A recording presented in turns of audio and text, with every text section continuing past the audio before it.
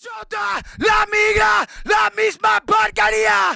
La chota, la migra. We're all legal. This land, no man. Future is wasteland.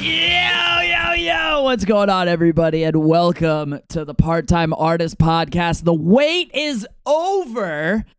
We have entered episode 200. Now, I know this is a long time coming, but this is truly a special episode, and I'm going to tell you exactly why in just a moment. First of all, this is going to be the first of 3 parts. This episode turned into just like one of the most, I don't know, it was just such a deeply vulnerable and empowering conversation, and I really hope you do take the time to hear it all out. I'm going to split it up into 3 episodes. I talked with my guest today for 4 hours. That's the level that this went to for this 200th episode. So I'm going to split this up into 3 parts, okay? I'm going to make it easy on you. But before I get into that, first off, I want to tell you about this right here. Kaboom! Camp PUNX. It is here, okay? It is going to happen June 2021, 22. It's happening this weekend, if you're listening the time this gets posted. It's happening this weekend, so please click the link in the description and buy your tickets to Camp PUNX and hang out with me. And maybe even hang out with our very special guest who we're going to talk about in just a moment. The other thing I want to bring to your attention is I'm going to put a GoFundMe in the description, and this is for Lurking Class Skate Shop. This is probably the coolest place that I've ever played. It is the only place where I can really definitively say that it is a venue that is for and by the music scene. This is like just an awesome venue at the bottom of Maryland doing great things, all ages space. It's all about the music, and they're expanding, they're rebuilding their space to give more people, because they're outgrowing it a little bit. So they need some help. Just throw a couple bucks toward them, if nothing else, okay? Because you're definitely gonna, if you're in a band, you're gonna want to play at the Lurking Class Skate Shop, all right? Unless you're just out of your goddamn mind. It's the coolest place I've ever played. I just played there with War Park the first Saturday of June, and it's just an awesome experience.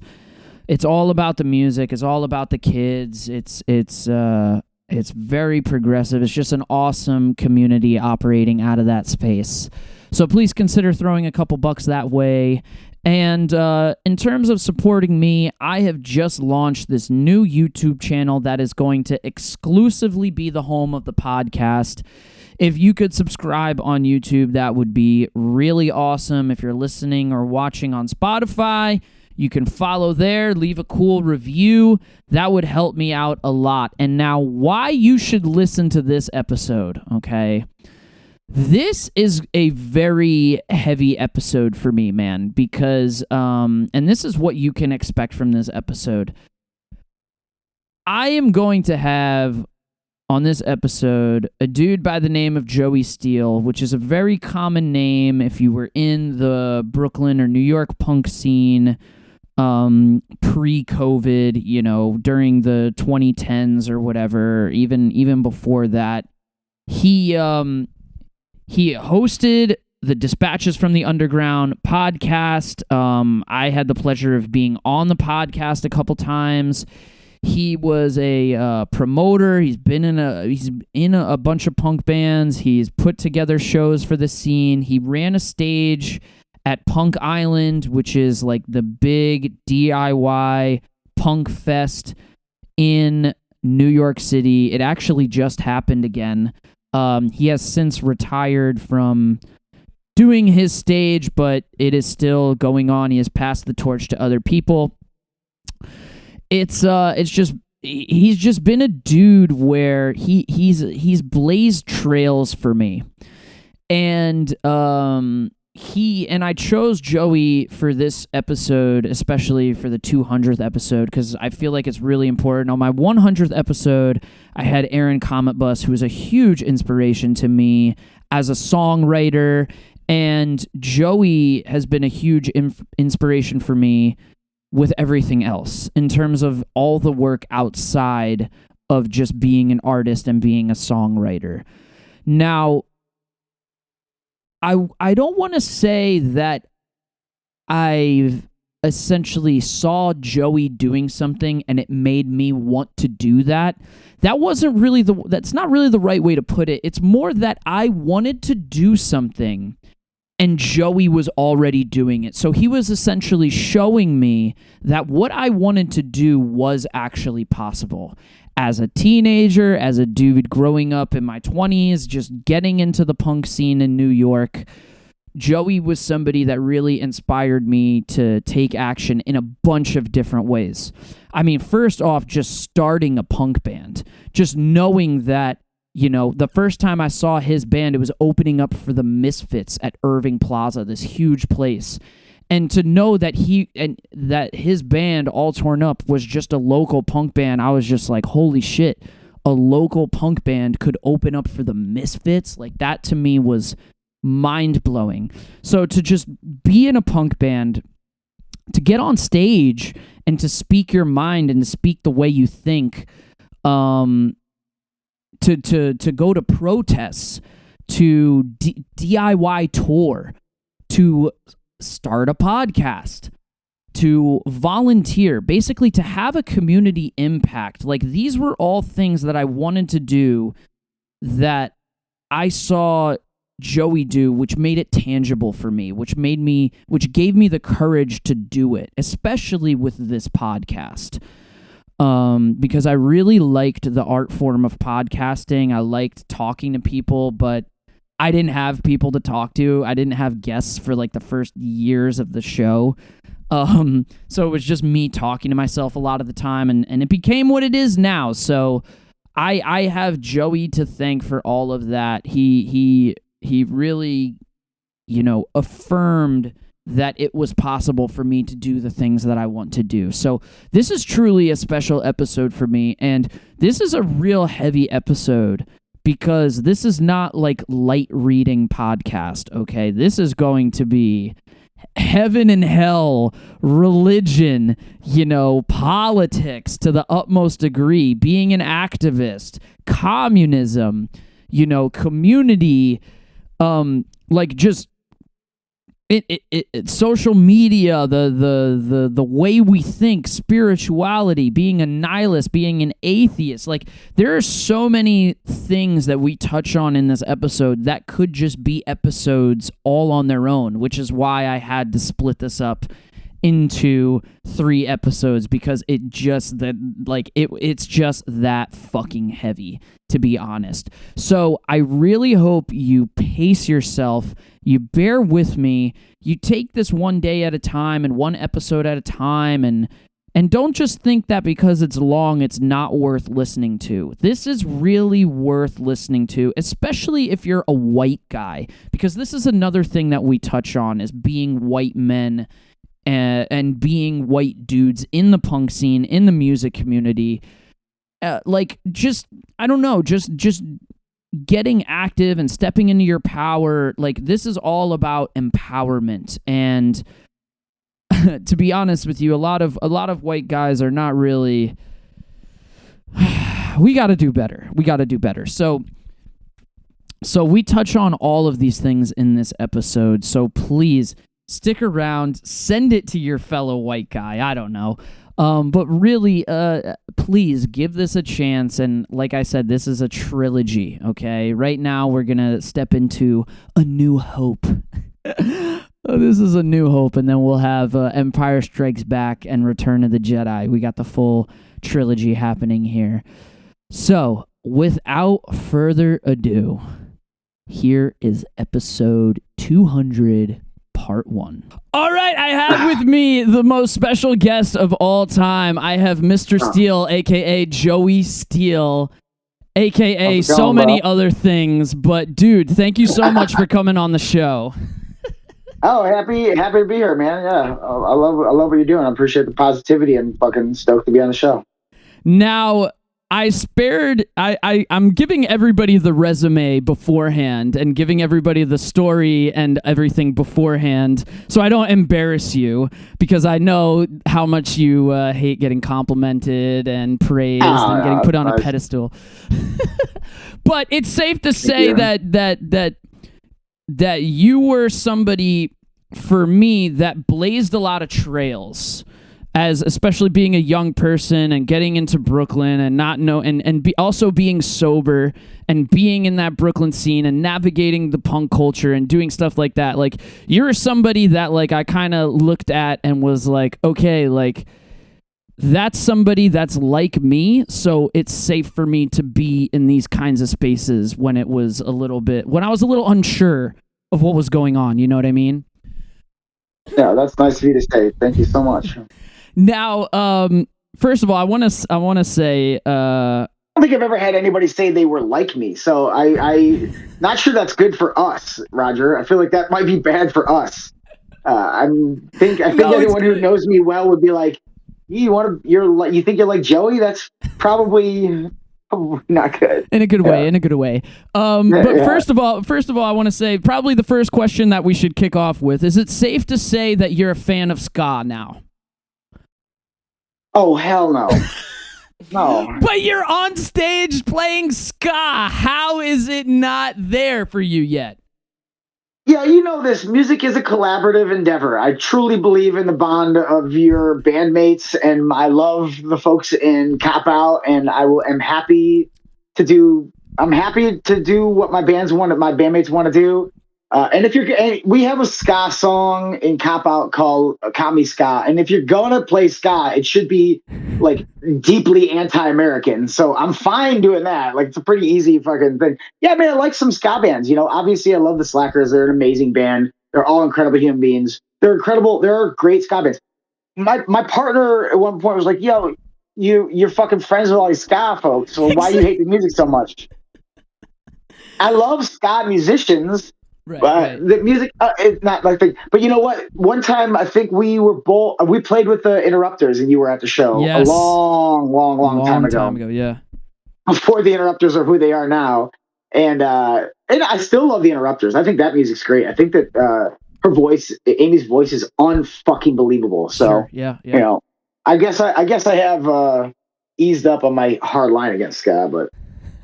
Not You're getting not soft. A huge fan. Yeah, no, I'm definitely getting soft, bro. I'm definitely getting soft for sure. But here's Totally aluminum now. No, never that. Yeah, That's so funny. No.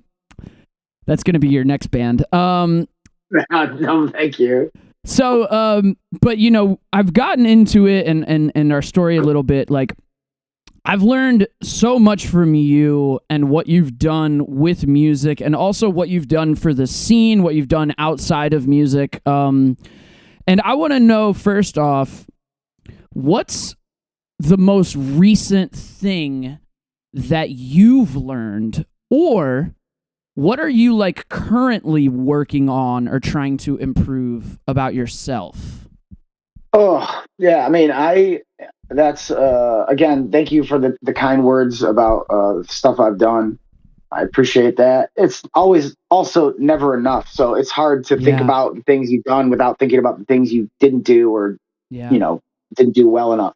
But I truly believe in self-criticism and consciousness and reflection. So, like, my whole life that's like one of the deepest principles. So I'm constantly thinking and changing and trying to grow and be better and accept the mistakes that I have and I am making. I think I've had some instances of let's see, there's been a lot, homie, but I'm a confrontational person. I like confrontation. I morally believe in it. I think it's everyone's social and responsibility to confront injustice everywhere they see it. And that means a lot in people's personal lives. And so when I am living my life in the world, and I see an injustice, I feel obligated to throw my body into speaking to it or confronting it or dealing with it. And I think as I'm getting older and I'm trying to live that more, I'm not shying away from that, because that's truly like a deeply held moral belief on who I am as a being. So that won't change. Um, but I do think like petty personal injustices, injustices where you know personalities involved with them, and you know that they are Right. Yeah. backwards people. I'm just not. There's nothing I can do about those. You know, like Right. I don't want to get dragged into um, petty personal injustices where I don't see a positive outcome for the people, not just for myself Mm. or for that person, but for the people. Like this person's not, you know, I have a hard time accepting that people can't change. I truly believe that everyone is capable of change all the time. For sure. But I have to, as I get older, I'm just like, you know, the most backwards, the most committed, the people I see who are repeatedly just doing injustice, I don't want to waste time on fucking with that shit anymore. You Nice. know, I don't want to fucking, it's too emotionally draining, it's too physically draining, and there's no results. And I've spent a lot of time dealing with people who I think are just truly backwards, and that was dumb. It was fucking dumb waste of time. There's better people to be working with on deeper things. So that's something I'm working on a lot and dealing with. It's very difficult, Yeah. daily struggle. Yeah. I mean, protecting your peace is huge. Choosing your battles is huge. And yeah, sometimes the best action is no action, and sometimes sometimes that's what a lot of people are looking for. They're just looking for to get a rise out of somebody, you know. And yeah, Yeah, I mean, choosing your piece, picking your battles, yeah, and not walking away. Those are three things I'm fucking terrible at. I am legendarily bad at picking my battles, finding peace, and walking away. I don't do it. yeah, I battle everywhere all the time, and it's so hard to get out of that mindset. And I think it's an important mindset. I think it's also, there can be health to it. There's a healthy side to it, sure, but like, yeah, there's also a negative side to it. Like a lot of the greatest things about us, it's also the worst things about us. You know, yeah, yeah. I think fucking.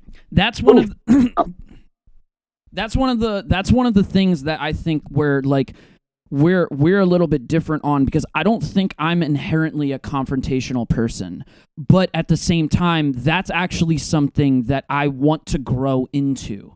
Like I want to, because there's so many times where I'll see something weird, and instead of like figuring out what's going on, I'll think about it later, like, man, I could have done this or I could have done that. Like I think about the confrontation that could have happened later, and I'm trying to get a little better in the moment. And now that I'm teaching a lot, like in middle schools here in Philly, I have to get more on the ball. That's like where I'm really getting put into practice, because I have to break up.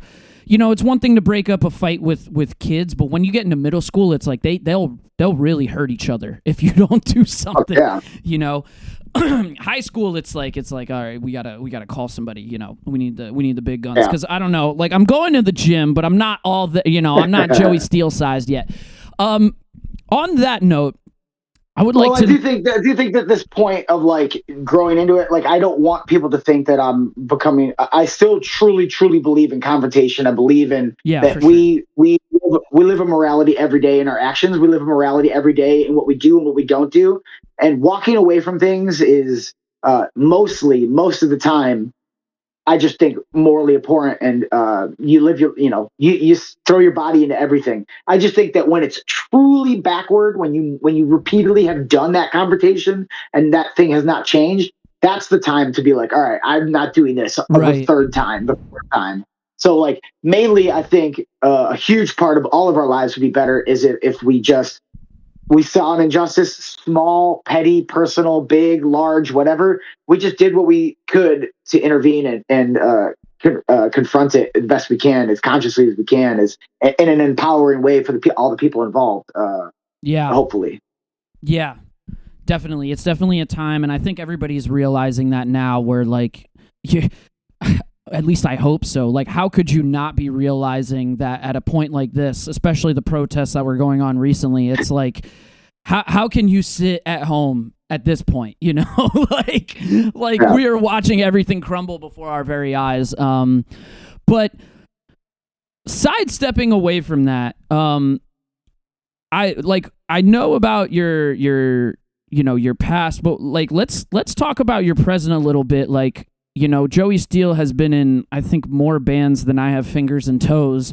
What is the current work that you're doing right now? Like, how would you describe yourself right now and like what you're doing? We know, you know, you're on the road right now with a band. Like, what is the type of work that you're doing, and what is like, what are you getting from it? Like, how is it defining you, I guess, a little bit as a person?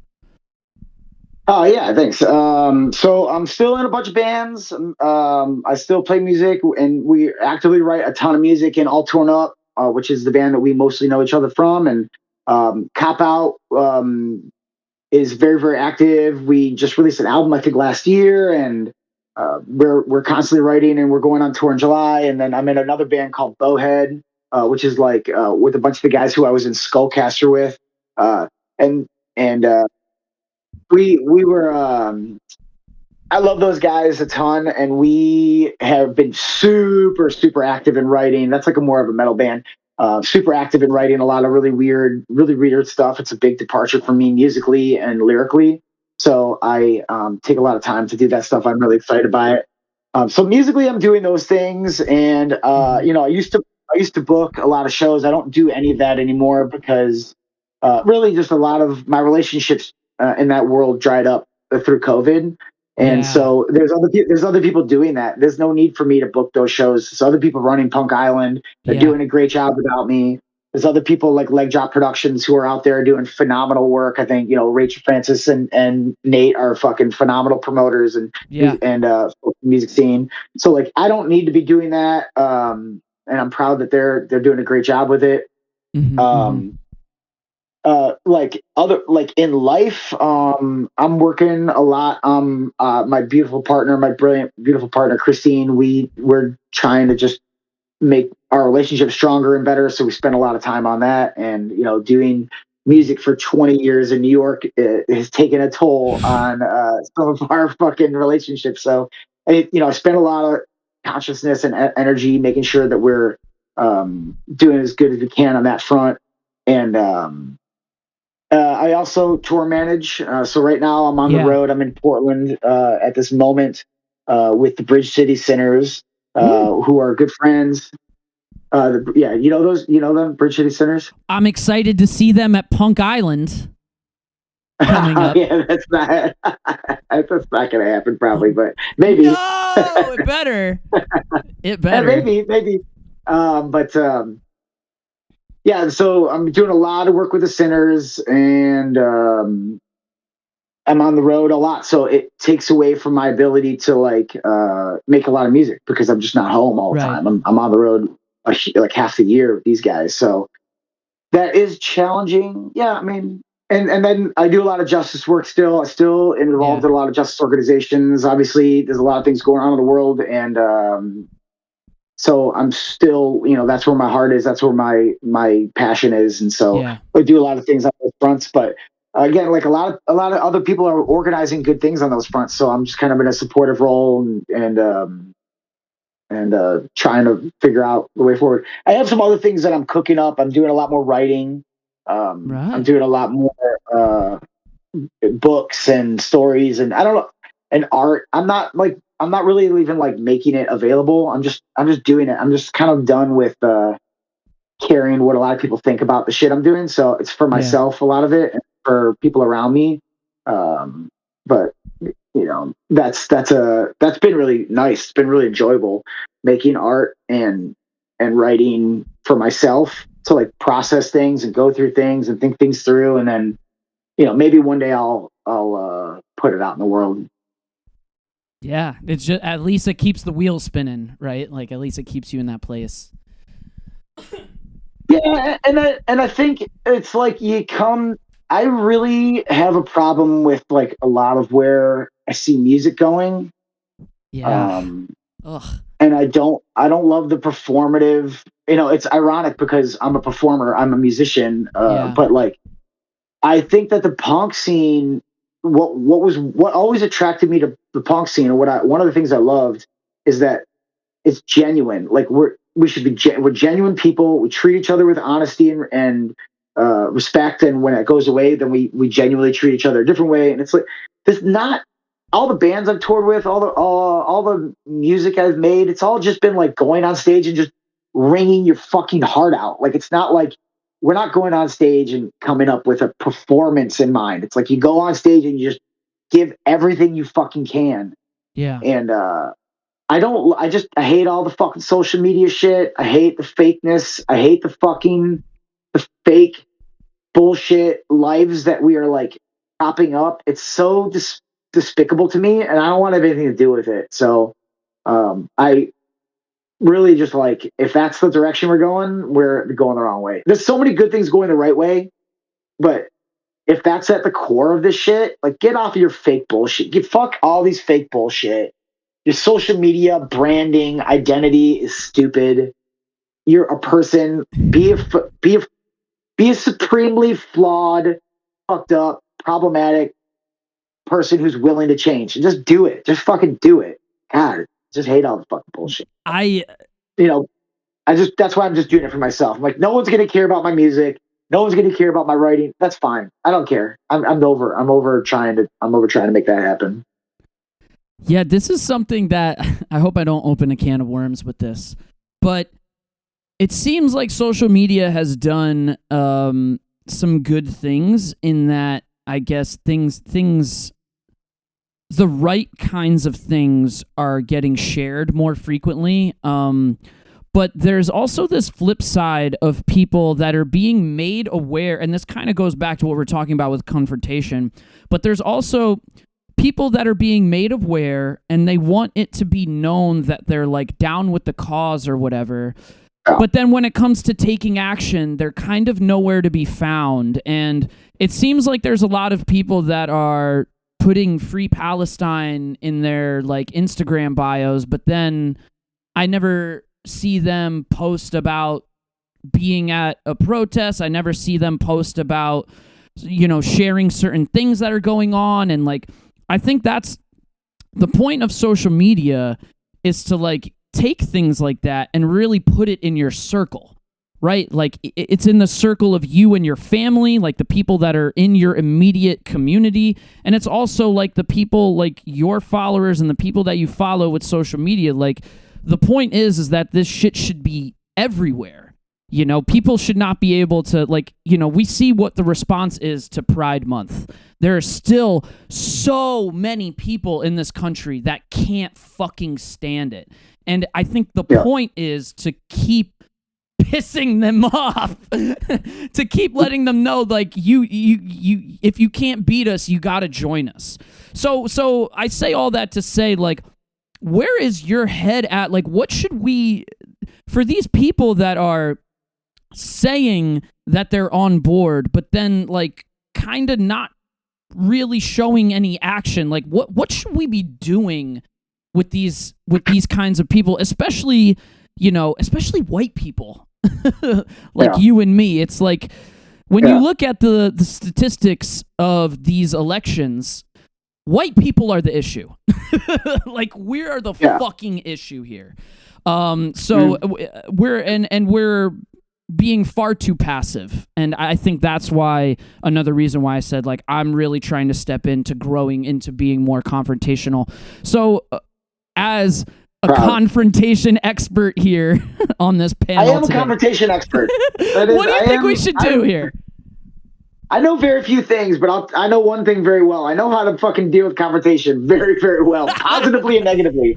I don't think anyone's been more confrontational in their life than the way I've lived. I mean, I'm sure people have, but I appreciate your point, and I think I think there's some challenges in, I think, your conceptions of the way, or I disagree with some of the things you're talking about social media. I don't know what the point is of social media, so I understand what you're saying, and I don't disagree with like some of it being true, but I'm not sure what the point of social media is. Like, I think it has to do with capitalism and commodifying ourselves, like turning ourselves into like reducing ourselves into commodities so we are exchangeable and sellable.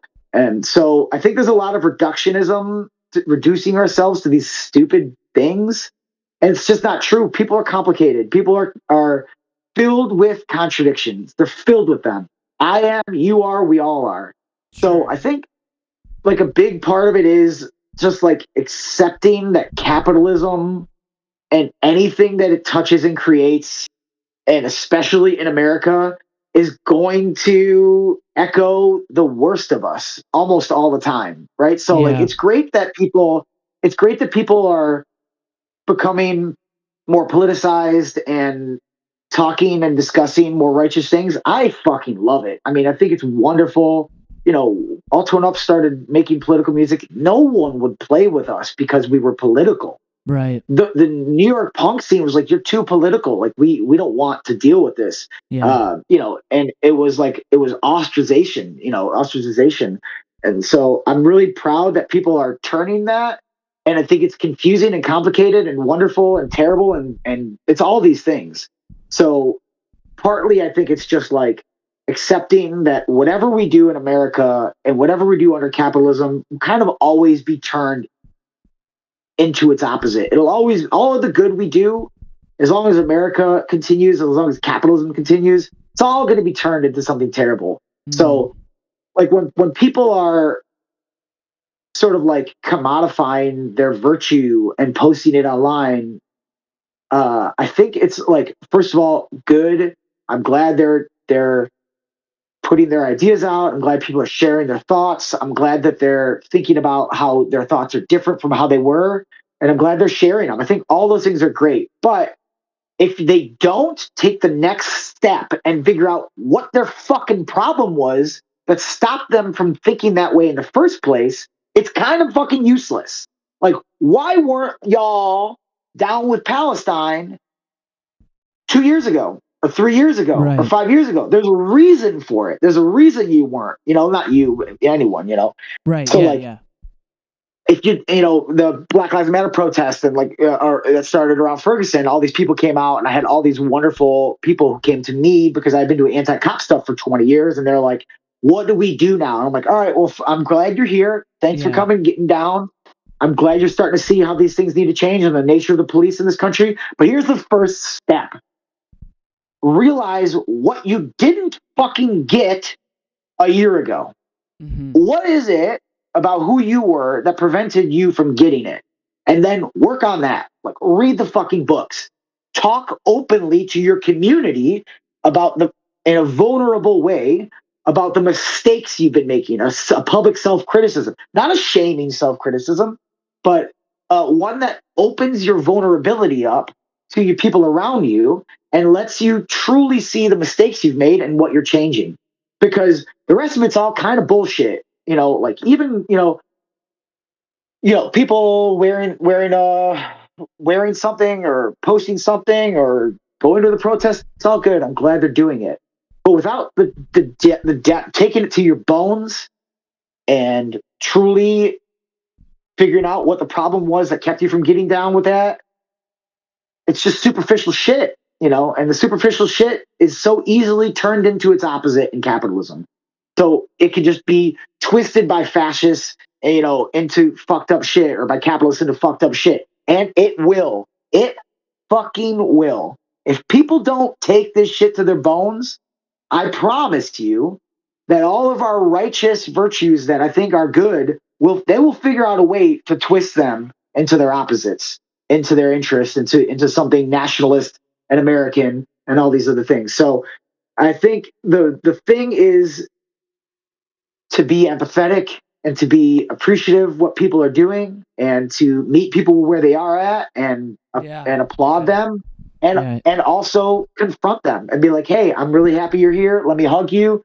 I'm not better than you because I knew before you did. I'm not, there's no shame in how long it took you to come here. Right. It's all good. Like, I'm so happy you're here now. Like, thank you. Let's talk about what it means to be here and what kept us, not in a shaming way, because it can go shaming so fast. Yeah. But like, what is it that kept us? And I think it's a good idea to put it as us, not them. Like, what is it that kept us? Because it's me too. What is it that I had to work through in order to get down with the shit that I got down with? I had to work through the same shit. I grew up in the same things they did. Y'all did. Everyone did. Right. We had to push through the privilege and the American training and thoughts. Just takes people more time. They're doing other things. It's all good. There's no shame in any of that. They're here now. But just because you're here now is not good enough, because you ain't going to stay here when the winds change. So, like, take it deep. This is what I always said in dispatches from the underground, my podcast. Like, get down. When I said get down, in part, it was like, get down deeper into it. Don't let it be superficial. Take it all the way down. Everything, the system, the thoughts, the ideas, everything. Take it deeper. So, empathy, appreciation, compassion, appreciating the things that they went through and not patronizing them for it, and like being like, cool, like, it's totally understandable. Everyone's grown up in this fucked up shit. So, that's I think is the real thing that we have to do. And so, like, pragmatically or in concrete ways, like, I think that means being with your friends in a real life, off and on social media, and organizing meetings where you talk about these things, and like, people have a space that they feel safe to talk about their vulnerable problems. Not social media, because social media, everyone's going to jump on you being vulnerable and be like, oh, you fucking, yeah, you see, you did think some white power shit or some misogynistic shit or whatever. Like, okay, yeah, but like, they're not there now. They're trying to work through it.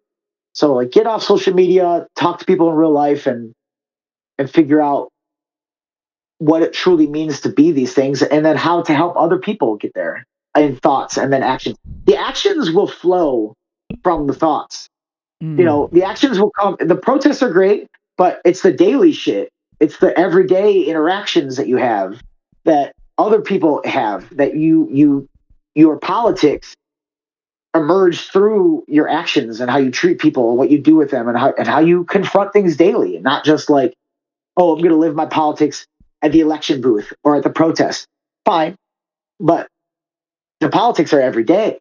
How are you interacting with women every fucking day? Yeah, right. I'm glad you're against rape, but like, how do you do it every day? Right. And we all can be better. All of us can be better. So super easy to not be condescending with it, because we can all be better. None of us are ever going to be good enough in our life. We're never going to be good enough.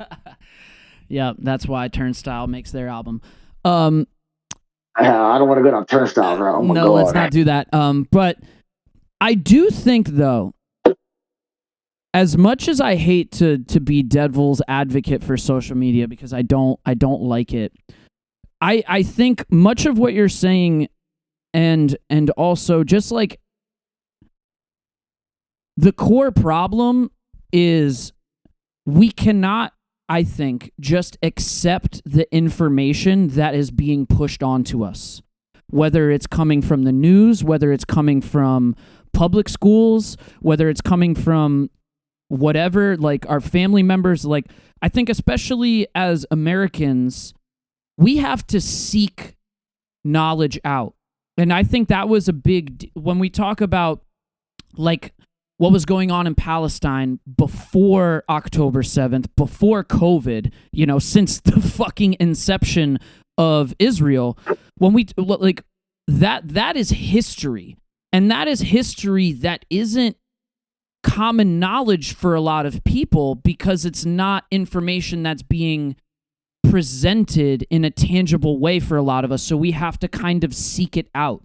And I think social media is a really good tool to start to seek those things out, because you can start to when you start to train your algorithm to be in certain communities, you can seek out organizers, you can seek out activists, and from 2020, even something as simple as following Black Lives Matter on Instagram is enough to tell you, like, okay, here's where the protests are, and then you see who are the speakers at the protests, and then you follow their social media, and then you see them in interviews with other people, and you see, like, books. Every day is Juneteenth is a great Instagram account that I love to see all the time. They're always recommending books, and stuff like that. Like that to me, and organizers, when I was first, like, awakened to, like, something needs to happen right now in terms of the response to October 7th. When those protests first started, it was like I was thinking, like, what I was in that place, like, what can I do right now? What should I do? Yeah. And I was down to, like, I was following Amanda Seales, and I was looking at what she was talking about, and one of the things that I straight up had to search Instagram for was Palestine, Philadelphia, because I was like, I know there's organizers here, and I found the Philly Palestine Coalition, and they organized a lot of stuff, and then from there I started to go to more events and started to read. But I think my point in all of that is that I think social media can be a real tool, but Sure. the classic thing that they say with tools, like knives, like you can use a knife to kill somebody, you could also use it to, like, chop up a carrot and cook them food, So I think social media is like that, but it is a very dangerous place, especially to be vulnerable and stuff like that. Exactly. That's really the issue too. Is it's a difficult place to be vulnerable, and I think that's really, like, a lot of what we need is for people to be able to do that in order. I believe in consciousness and empowerment. Like, those are the things that I think when you like boil my shit down, it comes down to consciousness and empowerment, being more conscious and being empowered and empowering others around you in a righteous way, especially people who've been disempowered. So I think social media can do both those things. I'm not off social media. I didn't close my accounts. Yeah. I think that, you look at, like, the Arab Spring and the role that social media played in that rebellion, like, it's amazing. It's great. All media can be used in a righteous way. I make music, like, because I believe that media is a powerful tool to help bring about consciousness and empowerment. But,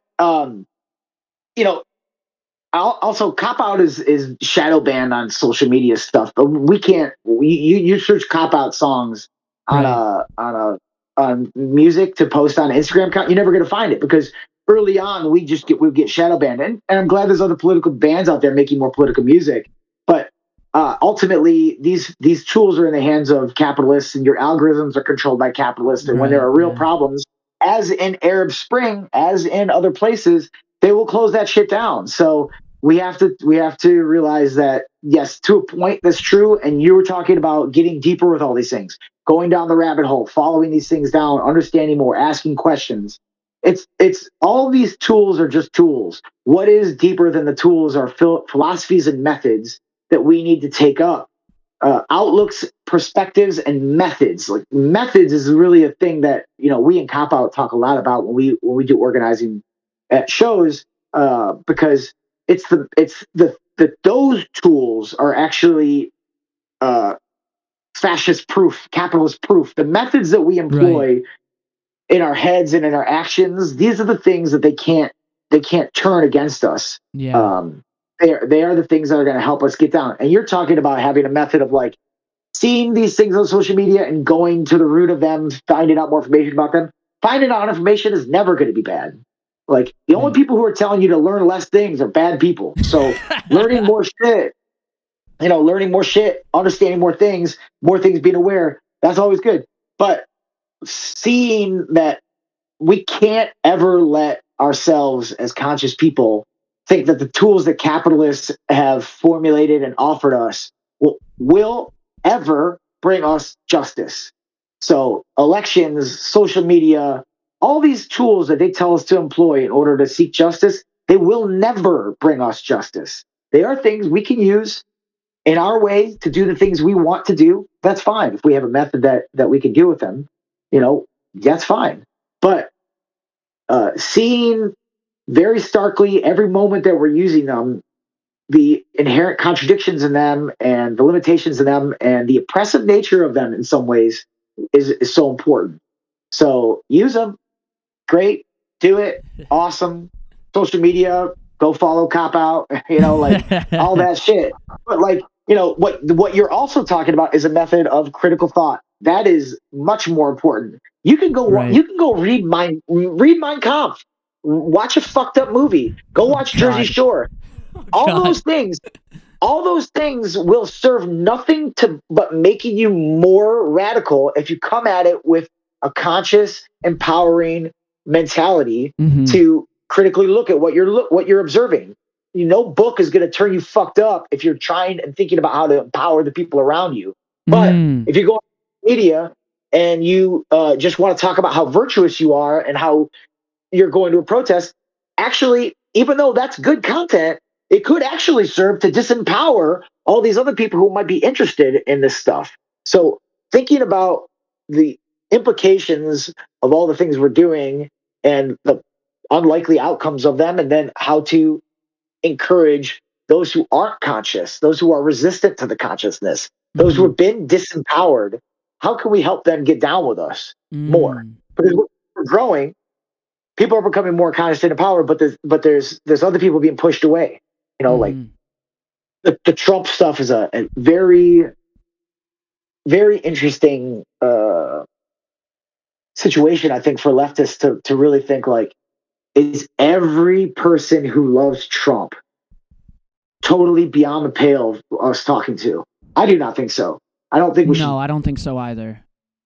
But it's very complicated. So like figuring out how, and I'm not saying we should water down our content either. Like I'm not gonna well, let me just maybe I just like reduce my anti-America shit while I talk to them. That's not the point either. It's not about finding the fucking a talking point, but it is about hearing them, listening to them, taking them for what they are, and then thinking about how can I get through to them without being disempowered, without hitting them with a brick.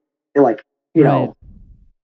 Yeah. So anyway, because chances are too, like as white people, like your family members voted for Trump, not you, but like as white people, my family members voted for Trump. My family members voted for Trump. I'm very sure that I have family members that have voted for Trump, but I'm also very sure that through conversations, and also just through his own fucking bullshit. I mean, nobody is a better source of being anti-Trump than Trump himself, just because of the dumb shit that he fucking does. But I'm pretty sure just through conversations and through all that, I don't think we should just give up on our family members. Although I've given up on a couple, and I'm sure we've all given up on a couple. But yeah, it's important to be able to. You go at it a couple times, and it's maybe not giving up on them, but maybe not worth continuing to go down that hole. Yeah. But yeah, I mean, this is a huge part of the point. Like, all torn up. I've been doing anti-police work for 25 years. I've been to protests where after police murdered black people, and there were 7 people who came out to those protests, and no one gave a shit about what happened to them.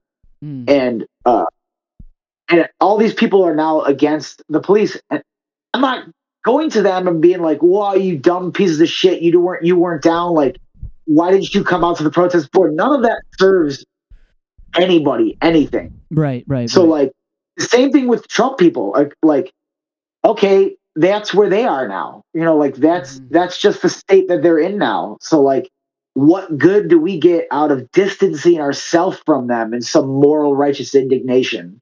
Like, other than feeling good about ourselves, what do we get out of that? Feeling good about ourselves does nothing to bring justice into this world.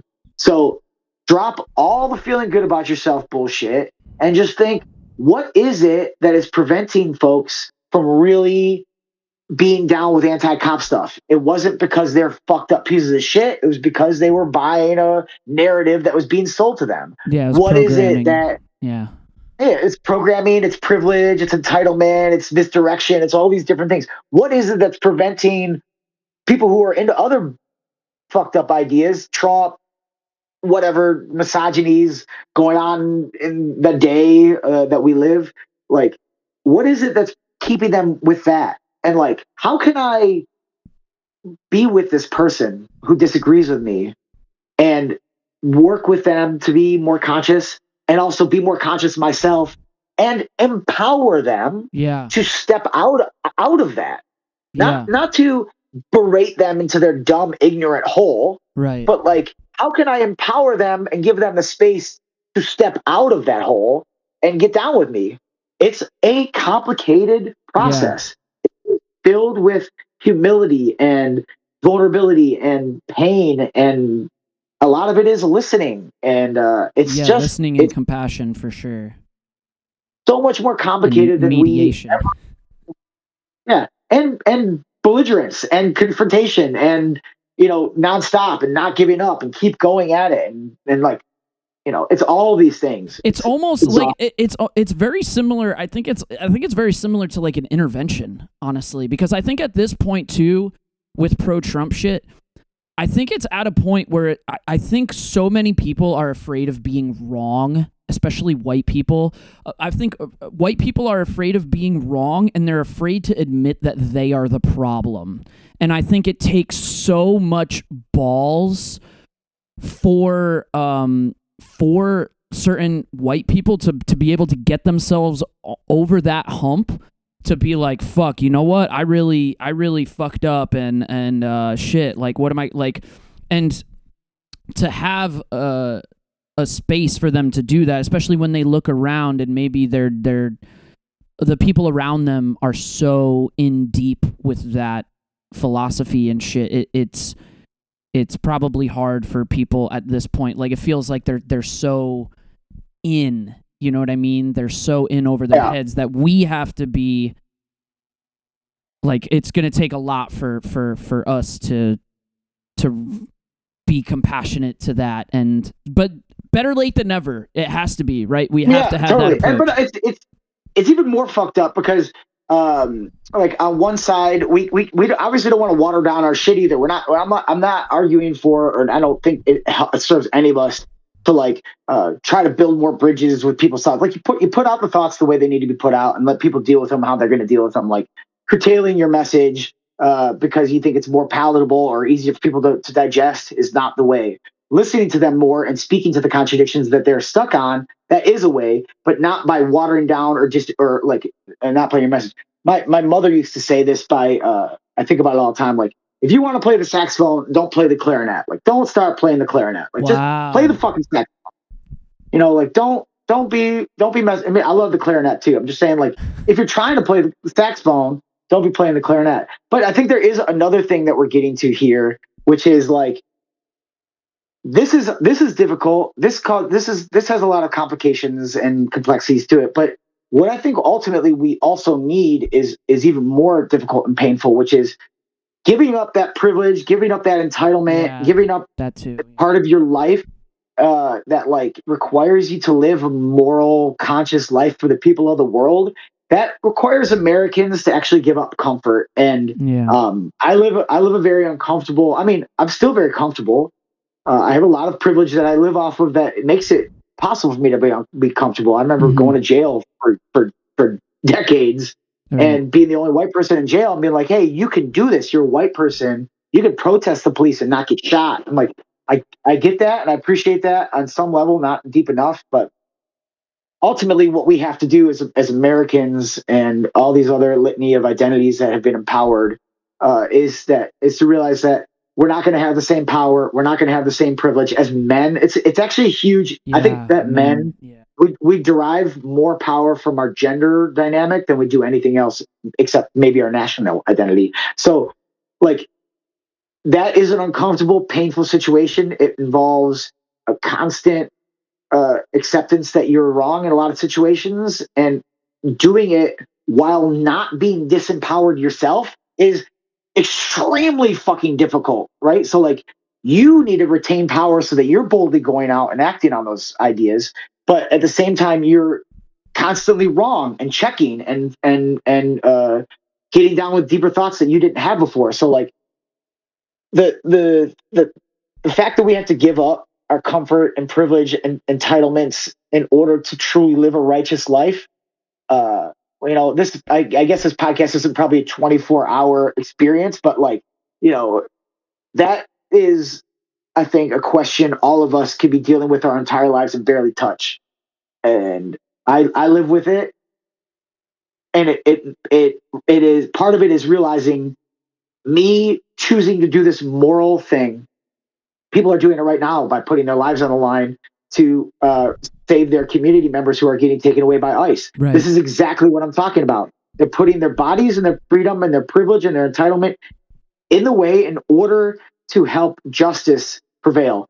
And it's that moment extrapolated to everything we do all the time. It's exhausting and terrifying, and also the most glorious thing in our entire lives ever. So, that I think is sort of the end thing that we need to be working toward, that we're just going to start touching on in our lives. Mm-hmm. Mm-hmm.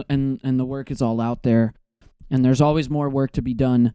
I want to jump into our first tune here.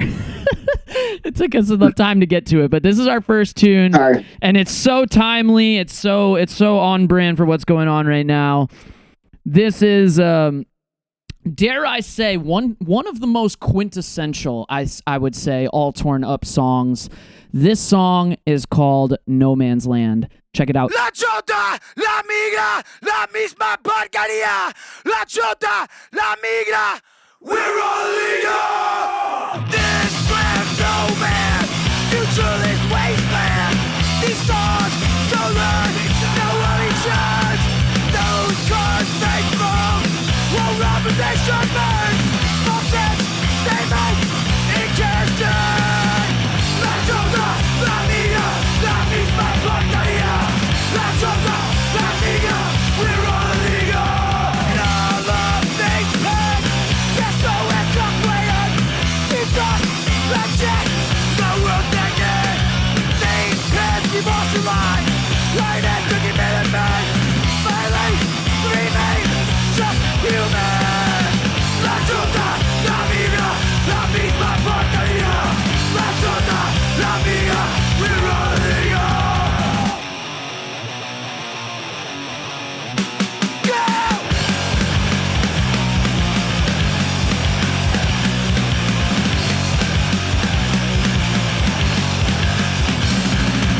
We drive wrong, we are just on last life. Along we become the future where we're from. And I refuse to obey. Your choice, your life, you choose to live this way. Marriage and death, sex is the right back. Women, my way, where do you stand? La chota, la migra, la misma